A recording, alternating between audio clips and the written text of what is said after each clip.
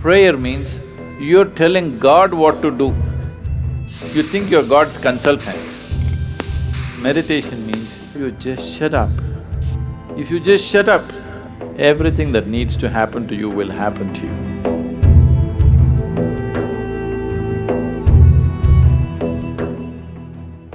So touching that dimension which is beyond the physical means you want to touch that dimension which is the basis of the physical. When you say that which is the basis of the physical, what you're talking is that you're not interested in creation, but you're interested in the source of creation. There, if you go and stand in front of the Creator, at least there you must keep your ideas down, isn't it? Your ideas must be kept down for some time when the Creator is here, isn't it so? Isn't he the biggest idea?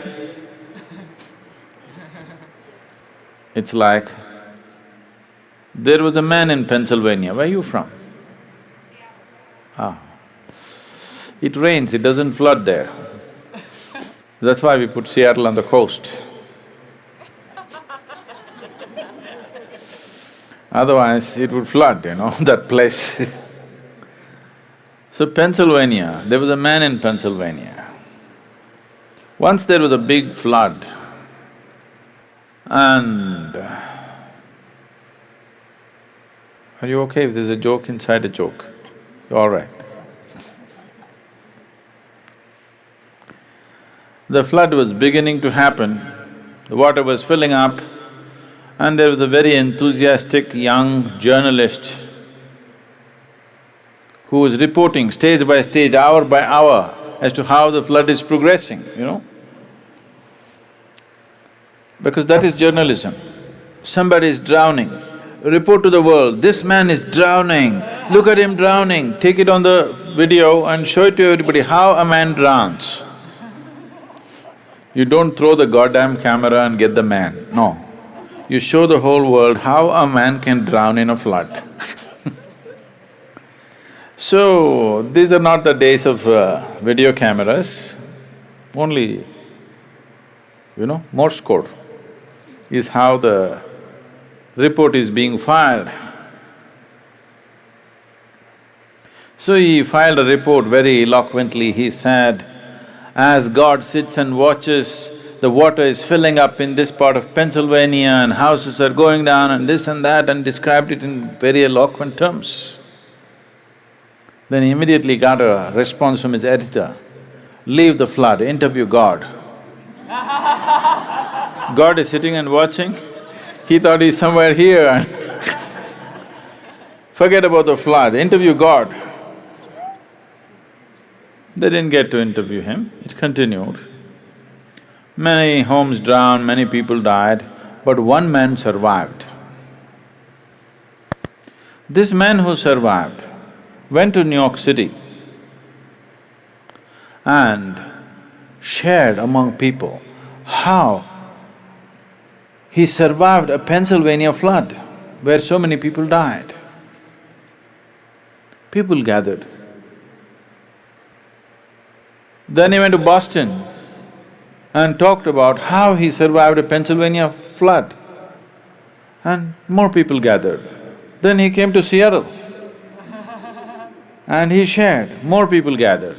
Then he started his roadshow, city to city, talking and talking about how he survived a Pennsylvania flood.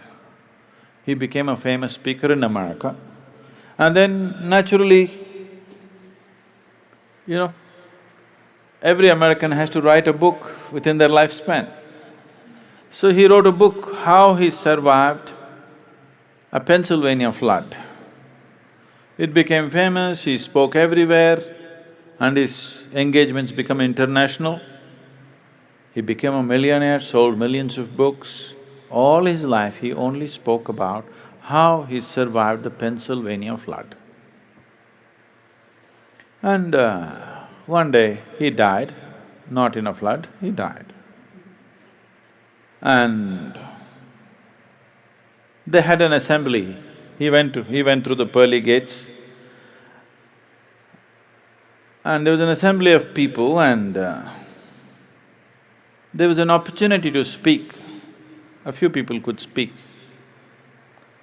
So he told his neighbors, I will share my experience about how I survived Pennsylvania flood. Somebody nudged him and said, there is no one in the audience.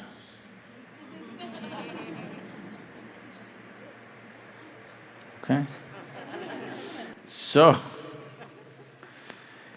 now you don't go stand in front of that which is the basis of creation and throw your ideas at him.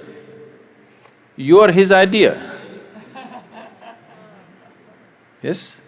You are just a figment of his idea. If he withdraws his idea, you're gone. So you don't put your ideas. So this is the essence of meditativeness. Prayer means you're telling God what to do. You think you're God's consultant. Meditation means you have understood your limitations, now you just shut up. If you just shut up on all levels, everything that needs to happen to you will happen to you. All the training is just to help them to shut up. That you don't throw your silly ideas at the Creator, you just shut up.